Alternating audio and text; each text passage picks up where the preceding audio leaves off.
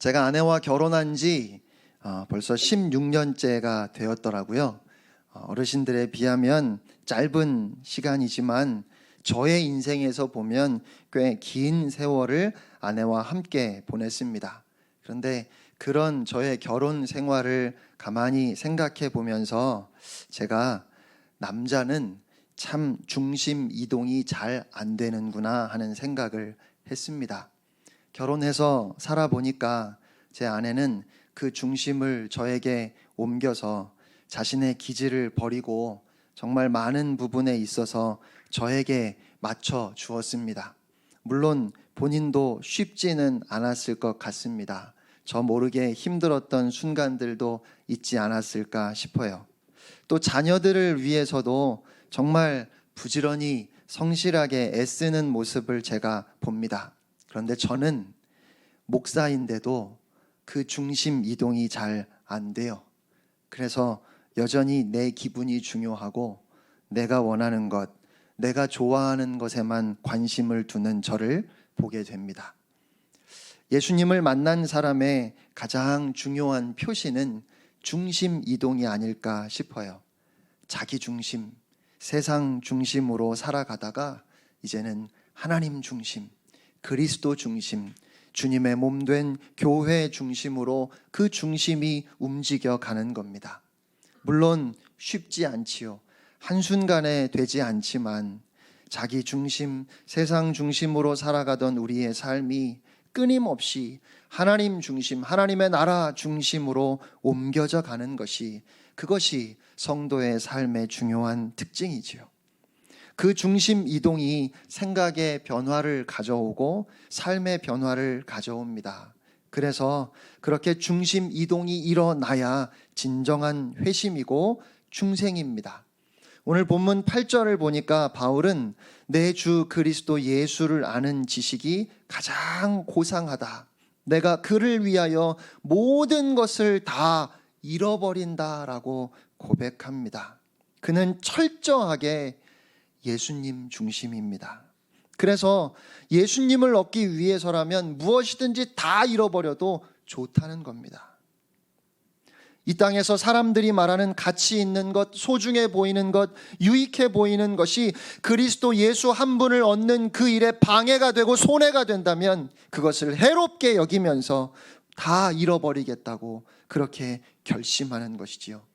바로 이것이 예수 믿는 사람의 삶의 모습입니다. 정말 믿음 좋은 특별한 어떤 사람의 모습이 아니라, 혹은 목사들이나 중직자들이나 선교사님들의 삶의 방식이 아니라 예수 믿는 모든 성도의 삶의 방식입니다. 예수 믿는 사람들은 하나같이 예수 그리스도를 아는 지식이 가장 귀하기 때문에, 예수님이 가장 중요하기 때문에 나머지는 다 언제든지 잃어버릴 준비를 하고 사는 사람들인 줄로 믿습니다. 여러분의 인생에, 우리의 인생에 자녀들이 얼마나 귀한 선물입니까? 하나님께서 배우자를 선물로 주신 것만 해도 정말 감사한데 자녀를 또 선물로 주십니다. 덤이지요. 그리스도 예수를 아는 지식이 가장 귀해서 나머지는 다 없어도 괜찮은데 하나님께서 배우자도 주시고 자녀도 주시고 때로는 재물도 주시고 명예도 주시고 우리의 삶에 크고 작은 성취를 주실 때 그런 모든 것들이 그냥 덤으로 여겨지는 겁니다. 예수님만 있으면 되는데, 주님 한 분이면 다 잃어버려도 아무 문제가 없는데 주님께서 그런 우리에게 덤으로 주시지요. 이런 생각, 이런 가치관을 갖게 되면 여러분, 세상을 어떻게 살게 될까요? 설마 덤으로 주신 그 재물을 부둥켜 안고 살지는 않겠지요? 하나님을 드러내고 이웃을 유익하게 하기 위해서 그 재물을 잘 쓰려고 할 겁니다. 배우자를 주신 것만도 감사한데 자녀까지 덤으로 선물로 주셨습니다. 그런데 그 자녀가 꼭 좋은 대학, 좋은 직장에 들어가야 행복하시겠습니까? 아니, 그게 여러분의 뜻대로 되시던가요? 자녀를 잘 키우지 말라는 것이 아닙니다. 세상의 가치관을 가지고 세상의 방식으로 키우는 것은 밑빠진 독에 물 붓는 것과 같아서 다 새어나가게 되어 있습니다. 덤으로 주신 자녀들 하나님의 손에 맡기고 주의 말씀으로 바르게 키워야 새지 않습니다. 그래야 이웃을 유익하게 하는 하나님의 사람으로 키워낼 수 있습니다. 그런데도 자꾸만 좋은 대학에만 보내려고 합니다. 주님 때문에 좀 잃어버려도 되고 없어도 되고 고생해도 되는데 주님 이런 것까지 주시니 정말 감사합니다 하는 마음으로 어떻게 하면 하나님의 마음에 합하도록 축복의 통로, 복의 근원으로 사랑하는 자녀들을 키울까? 그런 마음으로 자녀를 양육해야 하겠습니다. 그것이 자녀를 바르게 키우는 길입니다. 경쟁에서 이기고 남들보다 한 걸음 앞서가게 하는 것이 잘 키우는 것이 결코 아닙니다. 남들은 다 아프고 남들은 죽어가는데 내 자식만 잘 되면 되겠습니까? 그러니까 억울하다고 세상에 대해서 앙심을 품고 아무 관계없는 사람들을 향해서 무차별적으로 복수를 저지르는 사람들이 자꾸만 나오는 거예요. 이 모두가 다 가치의 왜곡 때문에 일어나는 일입니다. 지난 30여 년 동안 한국 교회에서 예수 믿는 신앙이란 이런 것이었습니다. 우리의 힘이나 능력은 제한이 있기 때문에 예수님을 믿어서 그 능력으로 그 초자연적이고 초월적인 능력으로 이 땅에서도 복을 받고 또 천국에도 가는 것, 그것이 대부분의 성도들이 생각하는 신앙 생활이었지요. 기도해서 우리 힘으로 안 되는 것을 하나님의 능력으로 얻어내고 이루는 것이 신앙 생활인 것처럼 생각한 것입니다. 하지만 주님은 우리에게 그렇게 말씀하시지 않습니다. 주님을 만나고 나니까 이 땅에서 유익하다고 여긴 모든 것을 잃어버려도 관계없을 만큼 예수님 한 분이 전부이고 예수님이 가장 귀하다고 그렇게 고백하며 사는 것이 성도의 삶이라 말씀하십니다. 그런 성도들이 이 세상에 있어서 그런 성도들을 통해서 약육강식 적자 생존의 논리가 지배하는 이 척박한 세상이 따뜻해지고 사회가 끝없는 무한 경쟁으로 치닫지 않도록 이 세상을 고치는 것, 그것이 하나님께서 우리에게 기대하시는 거예요. 세상과는 다른 건강한 성도들을 사람들이 만나면서 힘을 얻고 안식을 얻고 위로를 받게 되는 것, 그것이 주님이 이 세상을 고치기를 원하시는 주님의 방식이라는 말이지요. 그런데 교회도 성도들도 세상과 조금도 다르지 않게 세상의 방식으로 살았기 때문에 오늘 이 사회가 이렇게 아프고 척박하고 냉랭합니다. 여러분, 주님 때문에 잃는 것을 두려워하지 마십시오. 주님 한 분만 얻을 수 있다면, 주님과의 바른 관계 안에서 온전히 예수 생명을 얻고 누릴 수만 있다면 다른 모든 것은 다 잃어도 하나도 아깝지 않습니다. 주님 때문에 대가를 지불할 줄 알고 주님 때문에 잃어버리는 것을 두려워하지 않는 성도들이 있어야, 그래야 이 세상이 달라집니다. 하나님께서 기뻐하시니까 용서하기 힘들고 도무지 사랑할 수 없을 것만 같은 사람을 용서하고 사랑하는 것이, 그것이 우리가 이 땅에서 살아내야 하는 성도의 삶인 줄로 믿습니다. 사도 바울은 그리스도 예수가 가장 귀하기 때문에 그리스도를 얻기 위해 모든 것을 잃어버리는 것도 주저하지 않겠다 고백합니다. 그러고서 뭐라고 말하지요? 9절 말씀이 이렇게 시작됩니다. 그 안에서 발견되려 함이니. 바울이요, 과거에는 좋은 가문을 자랑했고 그의 혈통을 자랑했습니다.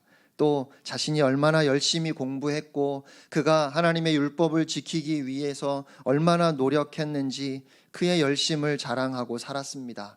남들과 비교하면서 조금이라도 더 탁월하고 훌륭한 모습을 가지려고 했고 그렇게 자신을 드러내고 싶었습니다. 그런데 다메섹으로 가던 길에 부활하신 예수님을 만난 후에 그의 삶의 모든 것이 다 달라졌습니다. 그의 삶에 너무도 중요한 변화가 생겼습니다. 어떤 변화일까요? 하나님 앞에서나 사람들 앞에서나 이제는 오직 예수 안에서 발견되기를 원한다고 말합니다. 무슨 말인가 하면 세상이 나를 어떤 존재로 보는지 더 이상 관심이 없다는 말입니다. 예수님 안에서 내가 드러나고 예수 없이 절대로 홀로 서지 않고 사람들이 나를 볼 때도 내가 아니라 내 안에 계신 예수님을 좀 봐줬으면 좋겠어요. 예수님 안에서 주님이 하신 그 모든 사역 안에서 내가 해석되고 내가 존재하기를 소원하며 고백하는 것입니다. 그것이 성도의 삶이라는 말이죠. 바울은 그렇게 예수를 얻고 예수 안에서 발견되는 것을 또 다른 형태로 고백합니다. 10절입니다. 내가 그리스도와 그 부활의 권능과 그 고난의 참여함을 알고자 하여. 우리 같이 한음성으로 한 번 더 읽겠습니다. 시작. 내가 그리스도와 그 부활의 권능과 그 고난의 참여함을 알고자 하여. 아멘. 다른 이야기를 하는 것이 아니고요, 똑같은 이야기인데 다르게 표현하는 겁니다. 맹구에 명언이 몇 개 있습니다. 다들 짜장면으로 통일하는 분위기에 난 짬뽕 뭐 이래가지고 자신의 소신 발언을 하기도 했고, 맹구가 한 말을 아무도 이해를 못해가지고 다시 말해달라고 하면 난 리바이벌은 절대 안 해 뭐 이래가지고 자신의 원칙을 밝히기도 했습니다. 교회에서 리바이벌은 부흥 혹은 부활이라는 의미로 많이 쓰이지만 재공연이라는 뜻도 있어서 맹구는 그런 의미로 말한 겁니다. 한 번 말한 걸 재공연은 안 한다는 거죠. 저도 한 말 또 하고 한 말 또 하고 하는 걸 참 싫어하는 편입니다. 그런데 바울의 여러 서신 중에 유독 빌립보서는 리바이벌이 참 많아요. 오죽하면 바울도 좀 찔렸는지 3장 1절에 여러분의 안전을 위해서 같은 말을 되풀이하고 또 되풀이하는 거니까 양해하라고 말하기도 했지요. 바울이 같은 말을 계속해서 반복하면서 한 말 또 하고 한 말 또 하고 하니까 여러분, 저도 어쩔 수가 없어요. 오늘 설교도 그렇고 오늘 설교뿐만 아니라 아마 몇 주 동안 제가 결국은 같은 말인데 그 같은 말을 또 하고 또 하고 그래요. 그런데 이렇게 계속해서 같은 말을 반복하는 것은 이것이 그만큼 중요하다는 말입니다. 아니, 더 정확하게 말씀드리면 이것 한 가지만 알면 다 된다는 거예요. 그리스도 예수만 알면 된다. 그리스도 예수만 바르게 알면 된다. 지금 그 말을 하고 싶은 거예요. 그래서 바울은 또다시 예수님을 알고 싶다고 말하지요. 바울이 예수님을 모르는 게 아니잖아요.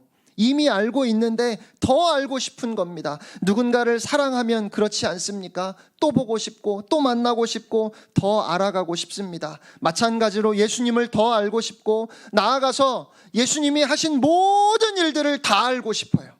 부활의 권능을 알고 싶고 주님의 고난에도 동참하고 싶습니다.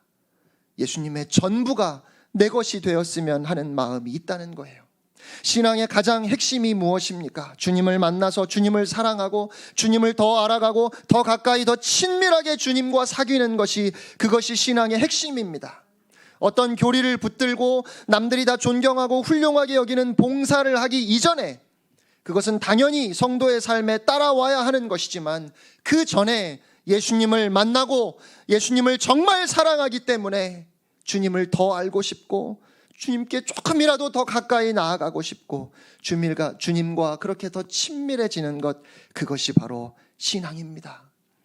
예수님을 더 알아가고 닮아가고 사랑하는 것을 빼고 행위만 남아있으면 그것은 죽은 것입니다.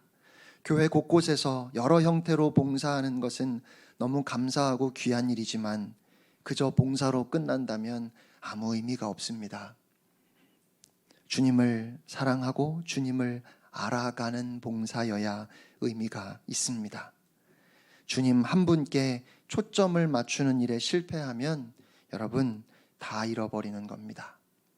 주님을 사랑하고 주님을 닮아가고 주님을 참되게 알아가는 것이 섬김의 핵심임을 꼭 기억하시기를 바랍니다. 바울의 삶이 언제 어떻게 달라졌지요? 부활하신 주님을 만나면서 그 자리에서부터 그의 삶이 완전히 달라졌어요.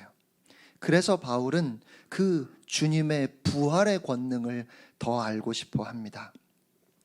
우리의 인생은 질그릇과 같습니다. 너무도 깨지기 쉬워요. 그런데 별로 가치도 없고 투박하기 짝이 없는 그 질그릇 같은 인생이 어느 날 부활하신 예수 그리스도를 만남으로 그 그릇 안에 참 생명이 담기게 되었습니다. 부활의 권능이 우리 인생에 와 닿자 비로소 죄를 이기고 세상을 이기고 나를 이기는 참된 성도의 삶을 살기 시작해집니다. 자주 넘어지고 성공한 적보다 실패한 적이 더 많았지만 그럼에도 더 이상 세상이 원하는 대로 내가 원하는 대로 끌려다니지 않습니다. 조금씩 이기기 시작합니다. 물론 여전히 지기도 하지만 이기기도 합니다. 죄를 이기고 나를 이기면서 그렇게 하루하루 주님을 닮아가는 우리의 인생으로 변화되는 것입니다. 그래서 무엇을 사모하게 되지요? 부활의 그 권능을 깊이 알기를 원하는 것입니다. 우리를 새롭게 하는, 우리를 살리는, 죄와 사망과 세상의 가치관 아래서 나 하나 다스리지 못하고 욕망에 이끌려가 살아갈 수밖에 없었던 우리를 이제는 이기게 하시는, 이제는 정말 사는 것처럼 그 영원한 생명을 누리며 살게 하시는 그 부활의 권능을 우리가 더 알아갈 수 있기를 원합니다. 그리고 놀랍게도 무엇까지 알고 싶어 하죠? 그리스도의 고난에 참여함을 알고 싶어 합니다. 여러분, 이게 진짜지요? 이게 진짜지요? 바울이 주님을 얼마나 알고 싶어 하고 닮고 싶어 했는지, 부활의 권능만 알고 싶어 하는 것이 아니라 주님의 고난에 참여하는 것이 무엇인지를 알고 싶어 합니다. 자기를 비우시고 종이 되시고 죽기까지 낮추셔서 우리를 살려주신 그 주님의 고난에 도대체 어떻게 어떤 형태로 참여해야 하는지 그것을 목마르게 알고 싶다는 거예요. 그런 면에서 저는 참 야같습니다. 예수님을 통해서 좋은 것만 얻으려고 합니다. 예수님을 통해 쉬운 길을 가고 싶습니다. 예수님 때문에 제가 살아가는 삶에 필요한 모든 것들이 보장되었으면 좋겠습니다. 저의 인생이 형통하기만을 바라고 있습니다. 그런데 오늘 사도 바울은 그리스도의 고난에 참여함을 알고자 한다, 그렇게 고백하며 그러한 성도의 삶으로 저와 여러분을 초대하고 있습니다. 그렇게 세상을 보는 관점과 생각이 달라지면, 오직 예수님께만 초점을 맞추면 이제 우리는 세상을 어떻게 살아가게 될까요? 10절에서 11절 말씀입니다. 그의 죽으심을 본받아 어떻게 해서든지 죽은 자 가운데서 부활에 이르려 하노니. 우리 함께 한 목소리로 이 말씀을 고백하겠습니다. 시작.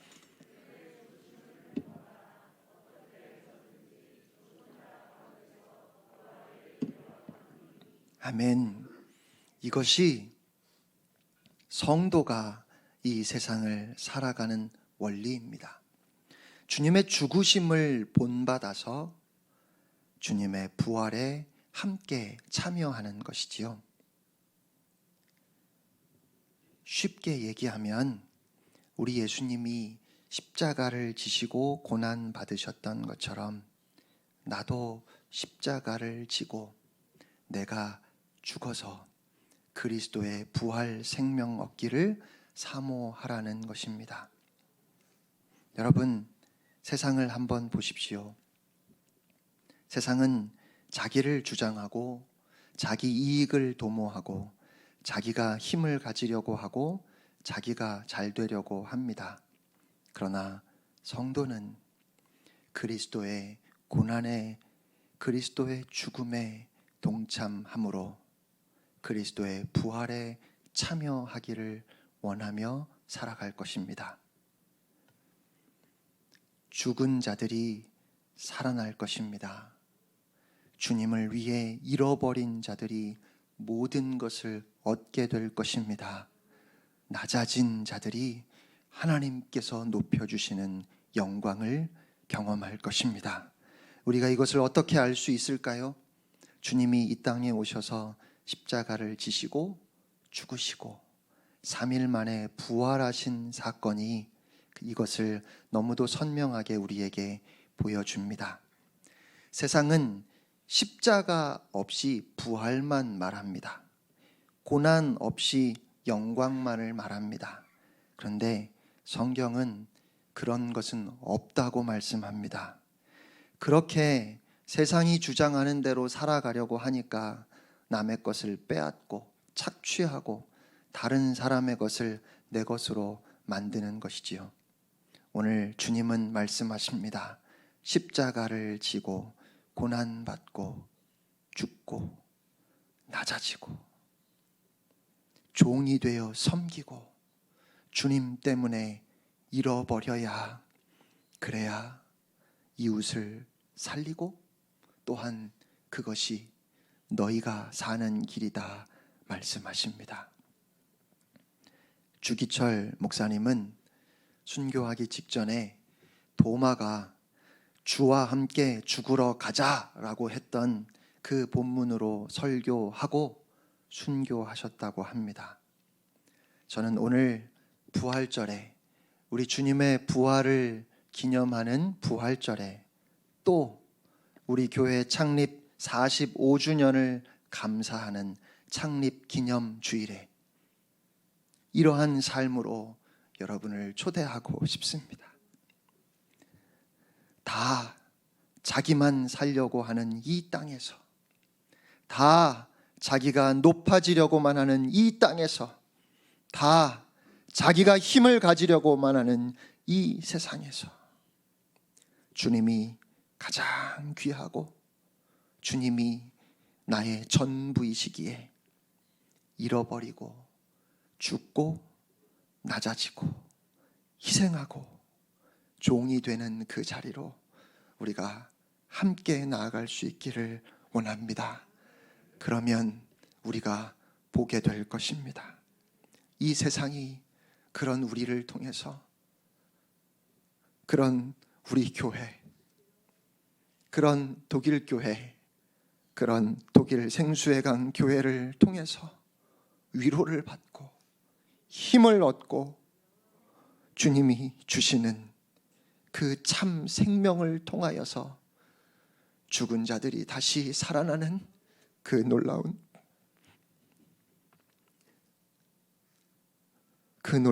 부흥을 우리가 보게 될 것입니다. 그렇게 복음을 살아내서 병들고 아픈 이 땅을 치료하고 다시 살리는 그 놀라운 부흥이 우리를 통해서 이 땅 구석구석에 모든 나라들과 민족들에게 흘러갈 수 있기를 간절히 소원합니다. 우리 함께 찬양하겠습니다.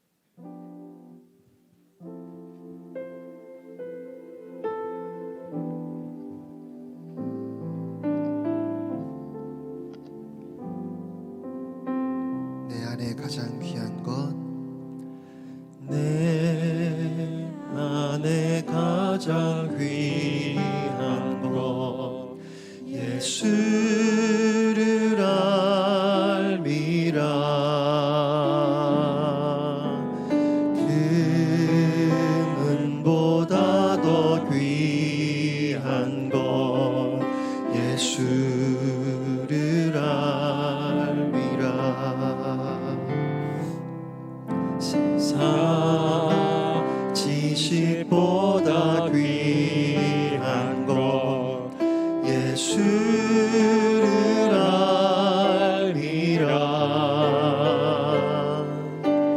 내 안에 가장 귀한 것 예수를 알리라. 예수의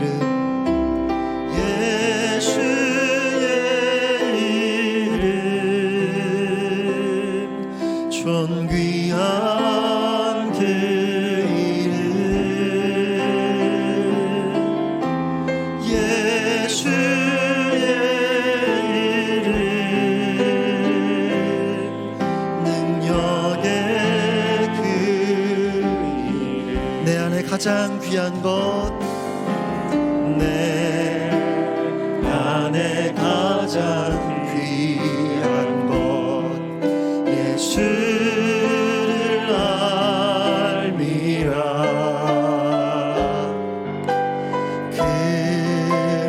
금은보다 더 귀한 것 예수를 알미라. 세상 지식보다 귀한 것 예수를 알미라. 내 안에 가장 귀한 것, 내 안에 가장 귀한 것 예수